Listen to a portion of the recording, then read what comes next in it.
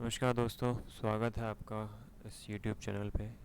After so long time, consistency is very important to grow anything, and I am not able to make it consistent, but let's try again and I make sure कि इस बार regular video आएगा और देखते हैं अभी current market scenario में क्या चल रहा है। रशिया और यूक्रेन की जो क्राइसिस के बीच में मार्केट कैसे परफॉर्म कर रहा है और मार्केट कैसे मूव कर रहा है। साथ ही साथ ये भी देखते हैं कि कैसे कमोडिटी प्राइसेस वगैरह भी मूव कर रहे हैं, और देखते हैं साथ में कहाँ पर आपको ट्रेडिंग की अपॉर्चुनिटीज मिल रही है या फिर आपको अवॉइड करना चाहिए इस टाइम ट्रेडिंग या investing. Let's start with Nifty. Nifty का चार्ट आपके सामने खुला हुआ है। मैं एक सिस्टम ट्रेडर हूँ, सिस्टम के बेसिस पे वर्क करना पसंद करता हूँ, but things not work many times like we think और यूज टू डू। तो सबसे सामने आपके खुला है निफ्टी का चार्ट। तो निफ्टी आप देख सकते हो यहाँ पे आज क्लोजिंग हुई थी 17,200 के आसपास, और in the morning market down red में ओपन होता है, गैप डाउन ओपनिंग होती है, देन उसके बाद मार्केट अराउंड 10 o'clock वापस रिकवरी दे देता है। And these moves are not tradable. ऐसे टाइम पे आपको ज़्यादातर अवॉइड ही करना चाहिए क्योंकि बहुत वी शेप रिकवरी होती है, और ऐसी ट्रेंड फॉलोइंग के पर्सपेक्टिव से आप देख सकते हैं इस ये इतना प्रॉपर कैप्चर करना पॉसिबल नहीं हो पाता है। Right now my view is that कहाँ पे एंट्री लेनी चाहिए, कहाँ पे आपको इन्वेस्टमेंट पोर्टफोलियो में ऐड करना चाहिए और कहाँ पे आपको अवॉइड करना चाहिए। राइट, अगर जैसे रशिया यूक्रेन का अगर क्राइसिस के बारे में बात करूँ तो मुझे लगता है कि Russia easily will invade Ukraine because it's just playing the games. Russia बस गेम्स खेल रहा है और वो इजीली हो जाएगा। So market already sensing it, and gold silver price always already making newer highs. तो निफ्टी में दिक्कत तब होगी जब मार्केट, अगर हम सिर्फ निफ्टी के चार्ट्स के बेसिस से बात करें या कुछ सोचें कि क्या व्यू हो सकता है नेक्स्ट टाइम का, तो 17,000 के नीचे अगर निफ्टी जाती है, 17,000 के नीचे अगर निफ्टी जाती है तो यहाँ पे आपको दिक्कत बनी रहेगी और दिक्कत और बढ़ सकती है। अगर आप देख सकते हो यहाँ पे, तो डेली चार्ट्स में ऑलरेडी वीकनेस है। मैं एक आरएसआई और मूविंग एवरेज के बेसिस पे ही एनालिसिस करता हूँ और इसी के बेसिस पे करना पसंद करता हूँ। It's been a back tested for so long time. तो उसके बेसिस में आपको बता रहा हूँ, 16,900 का जो लेवल है वो भी एक इंपॉर्टेंट जोन है, 16,800 का जोन है वो भी बहुत इंपॉर्टेंट जोन है।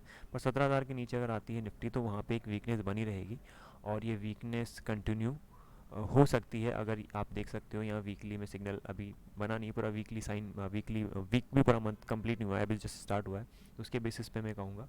तो अपसाइड में जो एंट्री है, ये आपने देखा कि यहाँ पे लगातार कुछ ट्रेडिंग सेशन से कोई खास मूव नहीं आया है। एक नॉर्मल रेंज में ही मार्केट बना हुआ है। तो 17,400 से ऊपर एक अच्छी रैली एक्सपेक्टेड है। ये ट्रेड लाइन का सपोर्ट यहाँ पे रेजिस्टेंस जो मिल रहा है मार्केट को, ये अपसाइड में ब्रेक करके अपसाइड एक अच्छा मूव एक्सपेक्टेड है। और अगर सिर्फ इन्वेस्टमेंट की अगर बात करूं और मैं पोर्टफोलियो एडिशन की बात करूं तो बेटर होगा कि आप 17,200 या 17,700 के आसपास तक का वेट करें। उससे पहले कुछ भी फ्रेश एंट्री लेना हर किसी स्क्रिप्ट में इतना पॉसिबल नहीं होगा, थोड़ा रिस्की हो सकता है यहाँ पे। So now let's move to the bank Nifty, and is a bank Nifty का चार्ट। बैंक में specially ICICI Bank, HDFC and Axis Bank is actually doing very well, and उनके चार्ट्स बहुत ही स्ट्रॉन्ग हैं। तो अगर मैं एक्सिस बैंक के बेसिस पे आपको एक इन्वेस्टमेंट के बारे में एक छोटा सा पॉइंट ऑफ व्यू दे सकता हूँ, आप अपने ही टर्म्स में उसकी रिसर्च करके ही इस पर इन्वेस्ट करें, ये मेरा आपको सजेशन रहेगा। So you can see that there is a inverted head and shoulder with making in Axis Bank, और एक्सिस बैंक काफ़ी अंडर परफॉर्म किया है in terms of other banks काफ़ी टाइम तक। ऑलमोस्ट फरवरी 2021 टू फरवरी 21, और एक साल के मूव में एक ज़्यादा कोई डिफरेंसेस आए नहीं है, कोई ज़्यादा बड़ा मूव आया नहीं है इसमें। तो पॉसिबिलिटी है दैट सूनर और लेटर एक्सिस बैंक अपसाइड में ब्रेकआउट देगा, और ये ब्रेकआउट आपको काफ़ी अच्छा रिटर्न यहाँ पे देने की चांसेस हैं यहाँ पे। I mean I guess there is a 15 to 20% upside move possible in Axis Bank. So so this is about. So now let's talk about bank Nifty. Bank Nifty का चार्ट हम देखते हैं. बैंक निफ्टी में भी कोई ख़ास मूव आज expect नहीं है और ना ही कोई ऐसी रैली एक्सपेक्ट करना चाहिए अभी फ़िलहाल के लिए. मूव एक न्यूट्रल मूव रहेगा. अपसाइड ही पॉसिबिलिटी लग रही है क्योंकि बैंक्स ओवरऑल अच्छा परफॉर्म कर रहे हैं and they are supporting Nifty also. तो बैंक निफ्टी में ऐसा कोई खास व्यू नहीं रहेगा मेरा. Let's come to international market. Nasdaq से कितना इम्पैक्ट हो सकता है मार्केट और इंटरेस्ट रेट की हाइक से कितनी दिक्कतें हो सकती है. तो नेस्डेक का अगर मैं चार्ट देख के बताऊँ तो यहाँ पे सेलिंग ऑलरेडी स्टार्ट हो चुकी है और ये ब्रॉडन और भी हो सकती है. और ये एटलीस्ट आप 13,500 600 के लेवल हम एक एज अ सपोर्ट कंसिडर कर सकते हैं on the terms of charts के बेसिस में. मैं आपको बता रहा हूँ ये सब चीज़ें. और साथ में ट्रेड लाइन की बात भी करूँ तो 13,000 is a important zone for that. So you can see that. So now also a trend line I should draw here. So nothing new. There's no opportunity. There's also a सिर्फ profit booking zone ही है. अभी profit booking पे ही ज़्यादा focus किया जाए ज़्यादा better होगा. आज ये बात करते हैं अब गोल्ड की. गोल्ड के व्यूज़ जो हैं वो बहुत ही अच्छे मूव्स मैंने कैप्चर किए हैं और क्लाइंट्स ने भी काफ़ी कैप्चर किया है यहाँ पे मूव गोल्ड में. Almost I am long around 1800 16 17 19. तो यहाँ से ऑलमोस्ट एक बहुत बड़ा मूव अपसाइड में ही कैप्चर कर लिया था. अनफॉर्चुनेटली इतना बड़ा मूव हर कोई कर नहीं पाता और देख नहीं पाता है बिकॉज ट्रेडिंग की साइकोलॉजी हर किसी को सूट नहीं कर पाती है. सो अभी करंटली अगर हम बात करें तो 1910 इज़ अ स्ट्रॉन्ग रेजिस्टेंस और ये एक बहुत ही बड़ा जोन था जो यहाँ पे ब्रेकआउट हमको देखने को मिला है and that would be a strong resistance also. So it's if it's break upside then definitely it can make another high here and next resistance will be 1968 $60 and then upside clear move.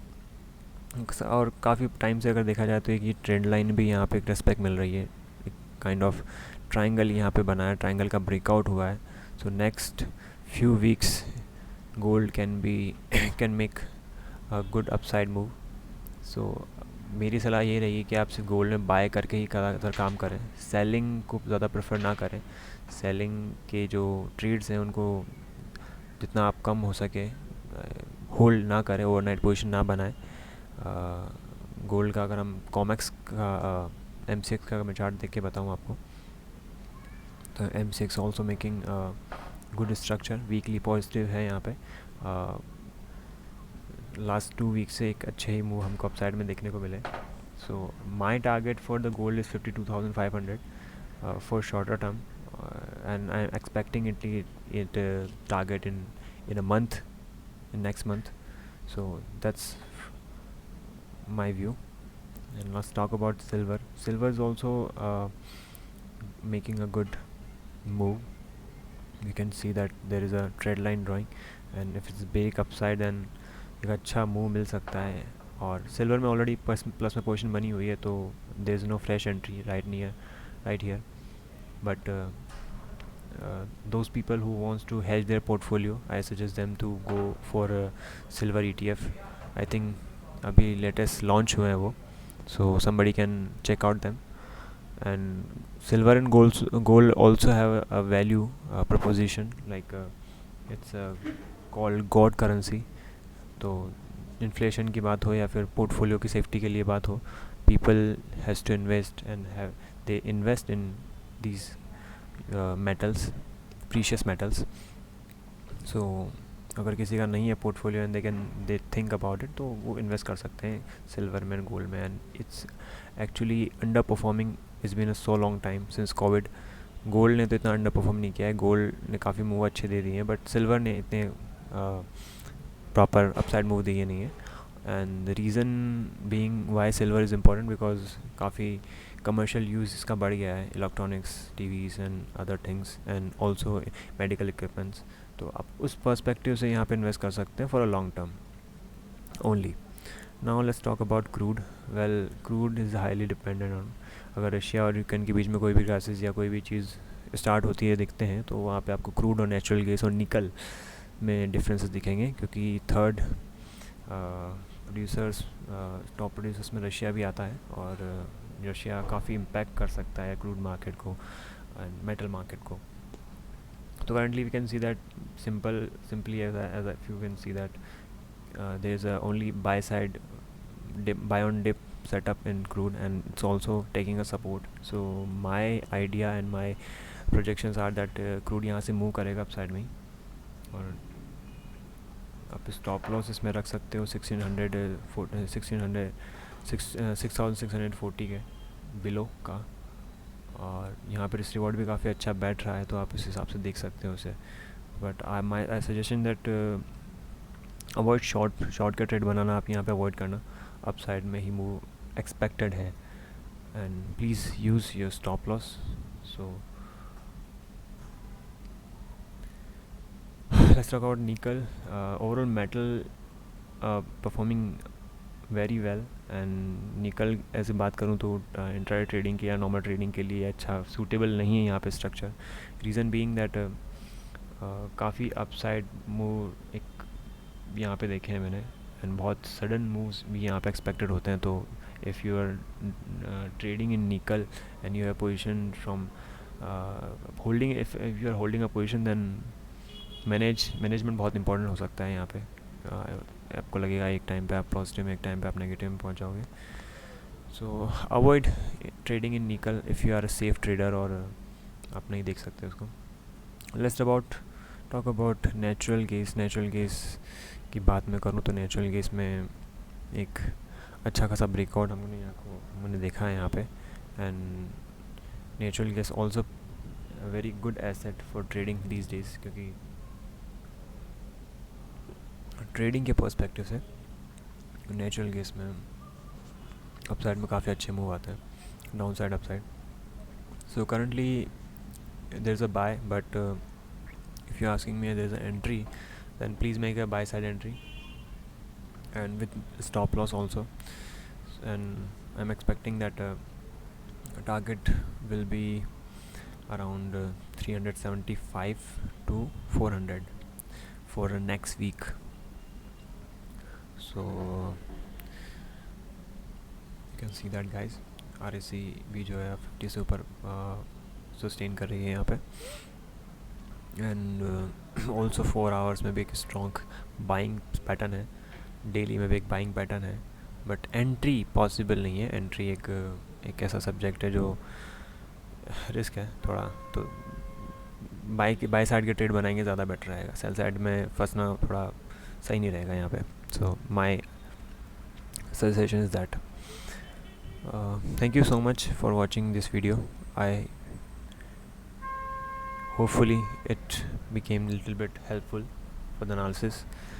So thank you so much. If you like the video, please make sure to like and hit the subscribe, so YouTube algorithm help me to get more subscriber, and I make sure to make more videos like this for more precise and more clear observation. Thank you so much guys.